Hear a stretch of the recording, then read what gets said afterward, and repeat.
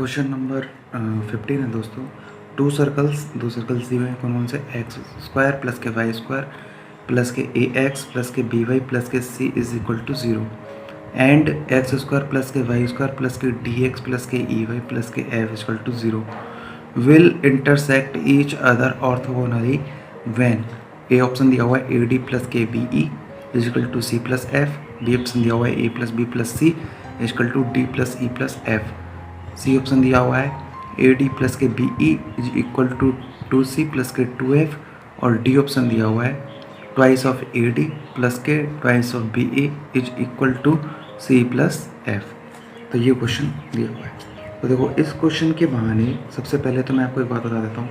इस क्वेश्चन के माध्यम से मैं क्या है कि आपको बताऊँगा कि टू सर्कल्स अगर कट्स करते हैं ऑर्थोगोनली तो उसकी क्या कंडीशन होती है। ओके, तो इस तरीके से ये क्वेश्चन किस चीज़ के लिए बेनिफिशियल हो गया कि ऑर्थोगोनली अगर कोई सर्कल्स कट करते हैं तो उनकी कंडीशन क्या होती है। तो सबसे पहले वो कंसेप्ट देखते हैं।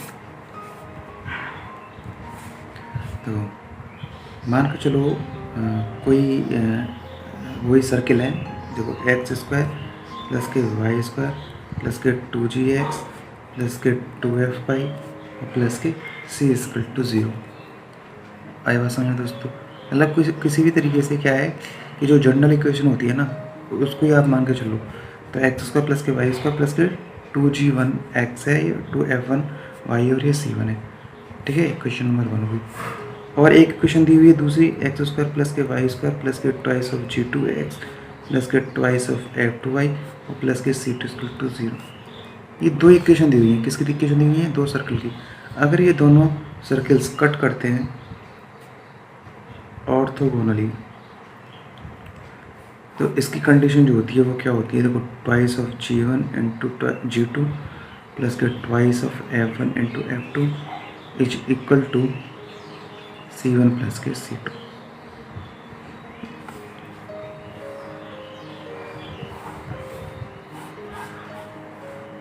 कोई दिक्कत हो तो बताओ। Very very important. अगर दो सर्किल जनरल फॉर्म में अगर हों तो अगर वो ऑर्थोगोनली कट करते हैं तो उनकी कंडीशन क्या होती है? Twice of g1 g2 plus K twice of f1 f2 is equal to c1 plus K c2। ठीक है, अगर सर्किल जो है वो आर स्क्वायर के फॉर्म में हो, सी वाले देखो एक होता है ये सी वाला फॉर्म, सी वाला है ना, और एक होता है आर वाला फॉर्म जिसमें रेडियस गिवन होती है, जैसे एक्स माइनस एच का होल स्क्वायर प्लस के वाई माइनस के का whole square equal to R square. ठीक है, तो उस कंडीशन में क्या फॉर्मूला होता है?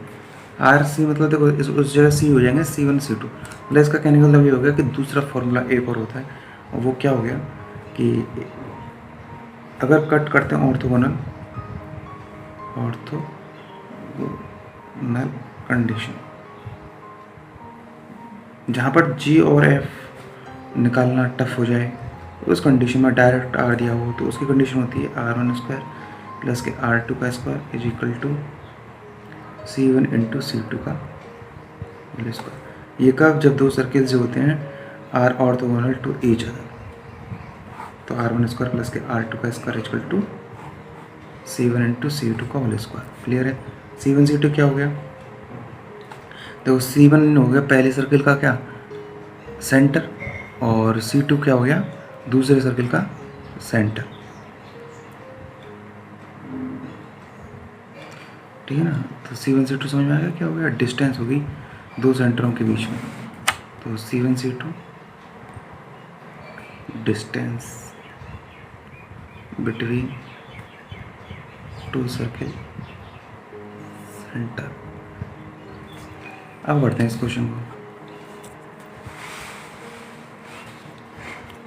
देखो ये दिए हुए हैं तो सबसे पहले इसमें जी और एफ निकाल लेंगे, g1 g2 निकाल लेंगे। तो पहली इक्वेशन थी क्या, यहाँ लिख लेता हूँ मैं, एक्स स्क्वायर प्लस के वाई स्क्वायर प्लस के ए एक्स प्लस के बी वाई प्लस के सी इक्वल टू 0।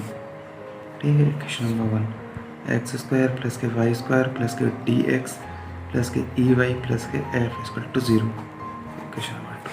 तो ये इक्वेशन थी है ना दोस्तों। तो इसमें g1 g2 निकालते हैं। देखो तो ट्वाइस ऑफ 2gx होता है ना, तो x कोफिशिएंट क्या है यहाँ पे a, तो क्या मिल जाएगा यहाँ से g1 a/2। क्लियर? और F1 क्या मिल जाएगा B/2, ठीक है। G2 क्या मिल जाएगा D/2, ऐसे है ना A/2 B/2, तो इसलिए ये भी D/2 और ये भी E/2, G2 मिल गया। F2 क्या मिल जाएगा E/2, कोई दिक्कत नहीं। और ये CF है, ये कांस्टेंट जो टर्म है, ठीक है। अब कंडीशन लगाते थे क्योंकि कॉर्ड कट करते हैं ऑर्थोगोनली, तो ऑर्थोगोनल की जो कंडीशन होती है वो क्या होती है, twice of G1 G2 plus K twice of F1 into F2 equal to C1 plus K C2। तो यहाँ पे मैं C1 दिखा देता हूँ, C है और C2 जो है वो है F, क्लियर। अब सारी चीज़ें मालूम है, इनमें पुट कर देंगे। देखो ट्वाइस ऑफ G1 हो गया A/2 इंटू G2 हो गया D/2 plus twice of F1 हो गया B/2 इंटू F2 हो गया E/2 इजिकल टू C1 हो गया C और प्लस F। यहाँ तक कोई दिक्कत होता वो नहीं है। तो 2 से 2 कैंसिल, ठीक है, इधर भी 2 से 2 कैंसिल, तो क्या मिलेगा AD/2 plus BE/2 is equal to C1 plus के F, ठीक है। इसके बाद आगे यहाँ से क्या जाएगा AD plus K BE, LCM ले लिया दो, तो 2 इधर चला जाएगा, तो twice of C1 plus K twice of F। C1 मतलब C है ये ना, तो हमारी ये इक्वेशन निकल के आ रही है AD plus K BE plus K twice of C और ट्वाइस ऑफ F। कौन सा हो जाएगा solution, AD plus K BE twice of C plus K twice of F, C option answer. देखो इस क्वेश्चन से दोस्तों बस यही सीखा कि अगर दो सर्किल्स कट करते हैं ऑर्थोगोनली तो उनके रिजल्ट क्या होते हैं। और एक और बात दोस्तों, देखो अगर मैंने पहले भी सर्किल्स के बारे में थोड़ी बहुत थ्योरी आपको बता दी थी, मैंने बताया था कि बाकी की जैसे कोई थ्योरी आएगी, कोई जो इम्पोर्टेंट होती है तो वो क्या क्वेश्चन के थ्रू सॉल्व हो जाएगी। तो इसलिए मैं कहता हूँ कि आप जितना ज़्यादा हो सके क्वेश्चंस करें, क्योंकि अगर क्वेश्चंस में अगर फंसते हो और वहाँ पर बुक निकालने की ज़रूरत पड़ जाती है फॉर्मूला देखने के लिए, तो वो चीज़ सेट हो जाएगी माइंड में। लेकिन अगर आप डायरेक्ट बुक निकाल के और सीधे थ्योरी कर रहे हो पहले फिर क्वेश्चन कर दो, उसका कोई सेंस नहीं है, क्योंकि थ्योरी आप पहले कर चुके हो, फिर आप रिवाइज कर रहे हो। इससे बेटर आप क्वेश्चंस रिवाइज करो, जिससे माइंड में क्लिक हो चीज़ें। क्वेश्चन नंबर 16 है दोस्तों, if the circles of the same radius, दो सर्कल दिए हुए हैं मतलब इनकी रेडियस क्या है, दोनों की सेम है A, एंड सेंटर्स दिए हुए हैं, एक का सेंटर 2,3 दिया हुआ है, दूसरे का सेंटर 5,6 दिया हुआ है, और cut orthogonally then A is equal to. तो मैंने बताया था सेकंड वाला, अगर सेंटर्स दिए हो C1 C2 तो उनको फॉर्मूला क्या होता है R1 स्क्वायर प्लस के R2 का square equal to C1 C2 का होल स्क्वायर। देखो इसको दोनों तरीके से कर सकते हैं, उससे भी कर सकते हैं twice of G1 G2 plus K twice of F1 F2 और is equal to C1 plus K C2, और इससे भी कर सकते हैं, दोनों से ही कर सकते हैं। तो वो देखो सबसे ईजी जो रहेगा ना वो सेकंड वाला रहेगा। बाई चांस कभी फॉर्मूला याद ना हो, भूल जाए, तो उस केस में ये है कि किसी भी एक तरीके से कर लेंगे। देखो क्या दिया हुआ है, सेंटर C1 दिया हुआ है कितना 2,3, सेंटर C2 दिया हुआ है कितना 5,6, रेडियस R जो है वो कितनी दी हुई है, R दी हुई है, ठीक है ना, सॉरी A दी हुई है। और पूछा क्या है, कंडीशन क्या दी हुई है, ऑर्थोगोनली कट करते हैं ईच अदर, ठीक है। तो क्या कंडीशन हो जाएगी कि R1 प्लस के R2, R1 स्क्वायर प्लस के R2 का स्क्वायर, R1 स्क्वायर प्लस के R2 का square equal to C1 into C2 का होल स्क्वायर। देखो R1 में जो दोनों की रेडियस सेम थी तो A square plus A square twice of A square equal to C1 C2 कितना हो गया, इन दोनों के बीच की डिस्टेंस कितनी है 5 माइनस, देखो यहाँ निकाल लेते हैं C1 C2, तो क्या मिल जाएगी, डिस्टेंस फार्मूला लग जाएगा ना, x1 y1 x2 y2 है तो y2 माइनस y1 का होल स्क्वायर प्लस के x2 माइनस के x1 का होल स्क्वायर। तो देखो ये x1 y1 x2 y2, देखो 6 माइनस 3 का होल स्क्वायर प्लस 5 माइनस 2 का होल स्क्वायर, तो 6 माइनस 3 मतलब 3 का स्क्वायर 9 प्लस के 5 माइनस 2 यानी 3 का स्क्वायर 9, 18 हो गया, क्या हो गया 18। तो क्या हो जाएगा 18 का 9 इंटू 2 तो 9 का 3√2, ठीक है ना। तो C1 C2 की डिस्टेंस ये आ गई, तो 3√2 का होल स्क्वायर हो जाएगा ये। तो यहाँ से 3√2 मतलब 3 × 3 9 और ये 2 और ये ट्वाइस ए स्क्वायर, 2 से 2 कैंसिल, तो ए कितना मिल जाएगा, 3 मिल जाएगा। तो रेडियस कितनी मिल जाएगी, 3 मिल जाएगी। तो ए इज इक्वल टू 3, तो आंसर क्या हो जाएगा, सी हो जाएगा। तो दोस्तों इस क्वेश्चन में क्या हो गया कि 2 तरीके हो गए टोटल, ठीक है ना। 2 तरीके मतलब जब ऑर्थोगोनल कंडीशन की 2 कंडीशन हो गई। पहली कंडीशन क्या बताई थी मैंने, पहली थी twice of G1 G2 plus K twice of F1 F2 equal to C1 plus K C2। और सेकंड कंडीशन क्या हो गई, R1 स्क्वायर प्लस के R2 का square equal to C1 × C2 का होल स्क्वायर। इससे पहले वाला क्वेश्चन था उसमें अप्लाई हुआ था G1 G2 वाला। देखो दोनों में डिफरेंस का क्या है और कहाँ लगते हैं। अगर मान के चलो C, अगर फॉर्म C वाली दी हुई है, मतलब twice of GX plus K twice of FY plus के C, मतलब जिसमें कॉन्स्टेंट टर्म दिया हुआ हो, तो वहाँ पर तो हमेशा अप्लाई होगा कौन सा वाला, पहले वाला, twice of G1 G2 plus K twice of F1 × F2 equal to C1 plus K C2। लेकिन जहाँ पर कांस्टेंट वाली टर्म नहीं दी हुई है और जहाँ पर कोऑर्डिनेट के टर्म में सेंटर्स दिए हुए हैं, तब वहाँ पे अप्लाई होगा ये, ठीक है ना। क्योंकि मान के चलो यहाँ पर अगर आप G और F वाला फॉर्मूला अप्लाई करते हो तो उसमें लास्ट में आएगा twice of G1 G2 plus K twice of F1 F2 equal to C1 plus K C2। तो यहाँ पर C1 की वैल्यू क्या रखोगे आप और C2 की वैल्यू क्या रखोगे आप, क्योंकि C और F आपको उस टाइम C1 और C2 आपको नहीं पता होंगे, क्योंकि ये तो सिर्फ कोऑर्डिनेट के फॉर्म में और यहाँ पर ऐड करना पड़ेगा। समझ में आ रहा है मैं क्या कर रहा हूँ। और उससे पहले वाले क्वेश्चंस में क्या था कि C के फॉर्म में इक्वेशंस दी हुई थी, इसलिए वहाँ से आप C1 और C2 निकाल सकते हो। जो पहला क्वेश्चन था उसमें निकाल सकते थे इसमें, ठीक है। आई थिंक ये क्लियर हुआ होगा आपको। तो मैं दिखा देता हूँ एक बार आपको। जैसे ये जो क्वेश्चन था तो इसमें क्या है कि ये C की फॉर्म दी हुई थी, C और F दिए हुए थे। तो जब C1 और C2 अप्लाई करना होगा तो यहाँ पर डायरेक्ट पुट कर देंगे उनकी कंपेयर करके कि क्या मिल रहे हैं क्या नहीं मिल रहे। लेकिन इस क्वेश्चन में यहाँ पर C और F की फॉर्म नहीं दी हुई। क्वेश्चन नंबर 17 है दोस्तों, the angle of the intersection of the circles. पूछा है कि एंगल ऑफ इंटरसेक्शन क्या होंगे, मतलब अगर मान के चलो कोई 2 सर्कल्स अगर वो इंटरसेक्ट कर रहे हैं तो उनके बीच में बनने वाला जो एंगल होगा वो क्या होगा, ये हमसे पूछा है। तो the angle of the intersection of the circles x square plus के वाई स्क्वायर प्लस के 8x माइनस के 2y माइनस के 9 इक्वल टू 0। तो एक्स स्क्वायर प्लस के वाई स्क्वायर माइनस के 2x प्लस के 8y माइनस के 7 इक्वल टू 0। ऑप्शन दिए हुए हैं 60 डिग्री, 90 डिग्री, 45 डिग्री और 30 डिग्री।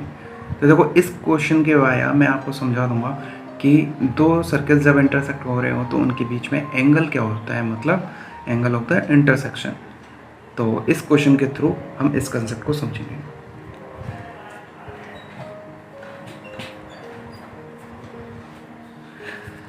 तो लेट की मान के चलो पहला सर्किल है वो है एस करके एक्स स्क्वायर प्लस के वाई स्क्वायर प्लस के 2g1x plus K twice of f1y और प्लस के c1 इक्वल टू 0। ये पहला सर्किल है, ठीक है। और सेकंड सर्किल में ले लो आप एक्स स्क्वायर प्लस के Y square plus K twice of g2x plus K twice of f2y plus K c2 equal to 0। ये क्या है, सेकंड सर्किल है। तो here are 2 circles with the radii of r1 and r2 and the first circle is with the center c1 and c2 which are the constant, okay। तो देखो अगर ये circles क्या करते हैं, इंटरसेक्ट करते हैं किस तरीके से, तो मैं वो भी आपको बता देता हूँ।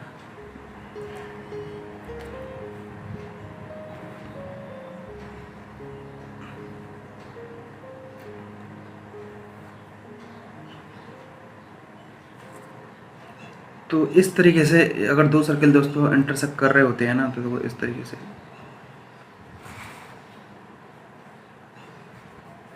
तो ये जो एंगल होगा ना, ये हमको क्या करना है, फाइंड करना होता है। इसे बोलते हैं एंगल ऑफ इंटरसेक्शन।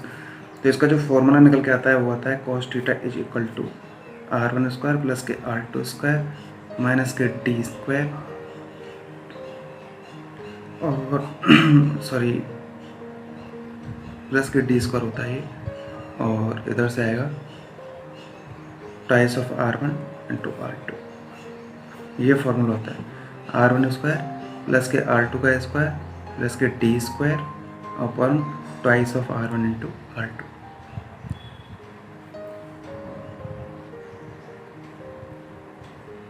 तो देखो इस क्वेश्चन को कैसे करते हैं, सबसे पहले क्या निकालना पड़ेगा, R1, फिर R2 निकालना पड़ेगा, और फिर इन दोनों के सेंटर निकाल के, और यहाँ पता होना चाहिए D क्या है, सेंटर डिस्टेंस। क्लियर है यहाँ तक? तो देखो सबसे पहले निकालते हैं -G और -F, मतलब फर्स्ट जो सर्किल है S1 से रिप्रेजेंट कर रहा हूँ, तो इसके जो सेंटर होंगे वो क्या हो जाएंगे फर्स्ट सर्किल के, देखो हाफ और साइन चेंज। उससे भी कर सकते हो ट्वाइस ऑफ जी एक्स, मतलब एक्स का coefficient is equal to X, तो वहाँ से जी निकल जाएगा। मैं डायरेक्ट बता रहा हूँ, एक्स के कोफिशिएंट का आधा और विथ माइनस के साइन, यहाँ अपोजिट साइन, तो 8 है तो 4 हो जाएगा, यानी -4। वाई क्या हो जाएगा, आधा यानी 1 और पॉजिटिव साइन 1, ये हो गया इसका ये, और सी क्या हो जाएगा, -9।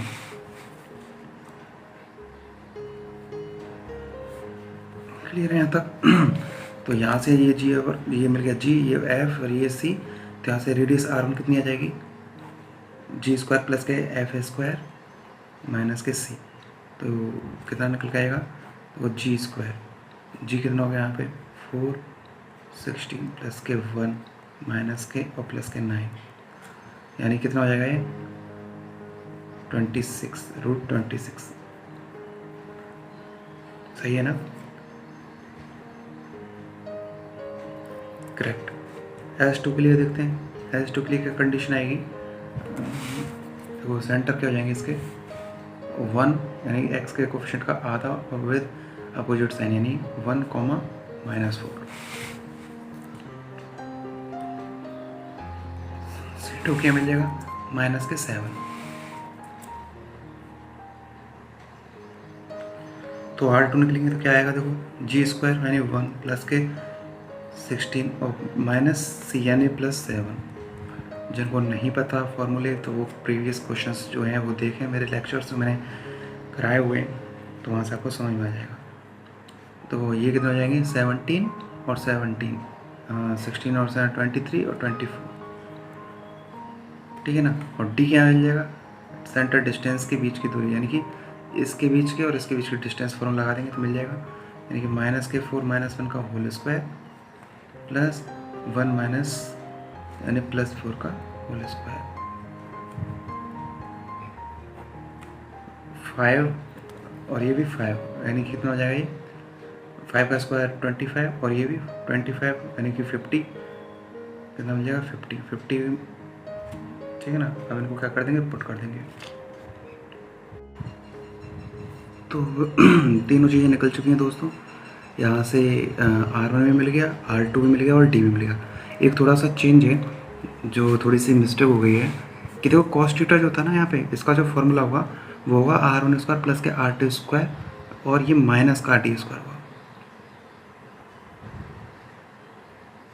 क्या हो जाएगा, ये माइनस का D² होगा, ठीक है ना दोस्तों। अब देखो तो यहाँ से cos थीटा रख देंगे फॉर्मूले में, तो देखो cos थीटा यानी R1 का स्क्वायर, R1 कितना था 26 और R2 का स्क्वायर मतलब 24 और माइनस D² मतलब 50 अपॉन ट्वाइस ऑफ √26 इंटू √24। अब देखो ये कितना हो गया 50 माइनस 50 0, यानी कि क्या निकल के आएगी, वैल्यू 0 आएगी। और cos थीटा 0 कब होता है, जब थीटा इक्वल टू 90 डिग्री। तो कौन सा आंसर हो जाएगा, बी आंसर हो जाएगा इसका। समझ में आया कि नहीं आया? तो अगर दो सर्किल गिवन हो, इंटरसेक्शन ऑफ एंगल निकालना हो, अगर दो सर्कल्स कट कर रहे हो मतलब, तो इस तरीके से कंडीशन हो जाएगी। तो उसमें cos थीटा का फॉर्मूला जो निकलेगा एंगल ऑफ इंटरसेक्शन वो आता है, इसका डेरिवेशन एक्चुअली यहाँ तो फॉर्मूला याद रखो बस, ये क्वेश्चन आएंगे क्वेश्चन सॉल्व करने। तो cos थीटा क्या होगा, R1² प्लस के R2 का स्क्वायर माइनस के D² और upon twice of R1 into R2 हो जाएगा। क्लियर है? इसके बाद सेंटर डिस्टेंस निकालने के लिए डी होती है, वो जो वैल्यू होती है डी सेंटर डिस्टेंस है। तो S1 कितना हो जाएगा -4,1, सी कितना हो जाएगा 9 -9, उसके अकॉर्डिंग जो इक्वेशन की हुई हुई है R1 निकाल लेंगे G² प्लस के F² माइनस के सी से, ऐसे ही डी निकाल लेंगे सेकंड के लिए, और cos थीटा के फॉर्मूले में इनको रख देंगे तो 0 निकल के आ जाएगा। और cos 0 कब होता है, जब थीटा इक्वल टू 90 डिग्री होता है। तो आंसर क्या हो जाएगा, बी हो जाएगा। तो इस क्वेश्चन के थ्रू हमने समझा कि एंगल ऑफ इंटरसेक्शन का जो फॉर्मूला होता है वो क्या होता है।